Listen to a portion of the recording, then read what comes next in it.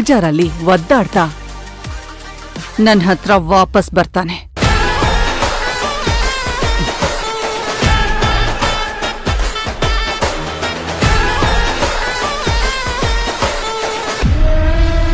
ವಿರಾಟ್ ಯಾಕೆ ಬರ್ತಿದ್ದಾರೆ? ನಾವ್ ರಿಜಿಸ್ಟರ್ ಮ್ಯಾರೇಜ್ ಆಗ್ತಿರೋ ವಿಷಯನ ಅವ್ರಿಗೆ ಯಾಕೆ ಹೇಳ್ದೆ?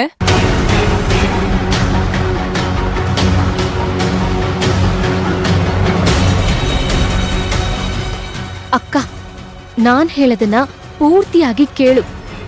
ನಿನ್ ಮೈದ್ನಂಗೆ ರಿಜಿಸ್ಟರ್ ಮ್ಯಾರೇಜ್ ಅಂತ ಗೊತ್ತು, ಆದ್ರೆ ನಿಂದು ಅಥರ್ವಂದು ಅಂತ ಗೊತ್ತಿಲ್ಲ. ಮದ್ವೆ ಆಗೋವರ್ಗೂ ಗೊತ್ತಾಗೋದಕ್ಕೆ ನಾನ್ ಬಿಡಲ್ಲ.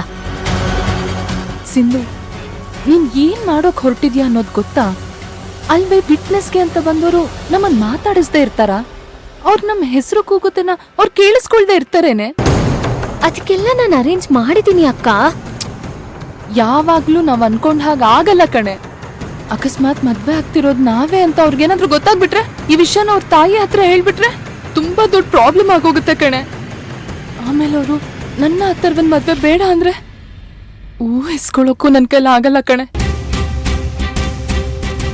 ನನ್ಗೆ ಯಾಕೋ ದೊಡ್ಡ ಸಮಸ್ಯೆನ ಮೈಮೇಲೆ ಹೇಳ್ಕೊಳ್ತಾ ಇದೀವಿ ಅನ್ನಿಸ್ತಿದೆ ಕಣೆ. ಮುಂದೆ ಯಾವ ಕಾರಣಕ್ಕೂ ಯಾರಿಂದನೂ ಸಮಸ್ಯೆ ಆಗ್ಬಾರ್ದು ಅಂತ ಇದನ್ನ ಮಾಡ್ತಿರೋದು ಅಲ್ವೇ? ನಿಮ್ಮತ್ತೆ ವಸುಂಧರಾ ಮೇಡಮ್ ಅವ್ರಿಗೆ ಈ ಮದ್ವೆ ವಿಷಯ ಗೊತ್ತಾಗಲ್ಲ. ಮೇಲಾಗಿ ನಿನ್ ಬಾಮ ಇದನ್ನ ನಾನ್ ಬಾ ಅಂತ ಕರ್ದಿಲ್ಲ, ಅವನಾಗೆ ಬರ್ತೀನಿ ಅಂತ ಹೇಳಿದ್ದು. ಇನ್ನ 6 ತಿಂಗಳಲ್ಲಿ ಮದ್ವೆ ಇಟ್ಕೊಂಡು ಇದೆಲ್ಲ ಬೇಕೇನೆ? ಬೇಕು ಬೇಕು ಬೇಕು. ನೋಡಕ್ಕ, ಹೆಣ್ಣಿನ ಕಡೆಯಿಂದ ಸಾಕ್ಷಿಗೆ ನಾನಿರ್ತೀನಿ, ಗಂಡಿನ ಕಡೆಯಿಂದ ವಿರಾಟ್ ಇರ್ತಾರೆ. ಎಂತ ಅದೃಷ್ಟನೇ ನಿಂದು. ಇದು ನಾವ್ ಮಾಡಿರೋದಲ್ಲ, ಆ ದೇವ್ರೆ ಮಾಡಿರೋದು.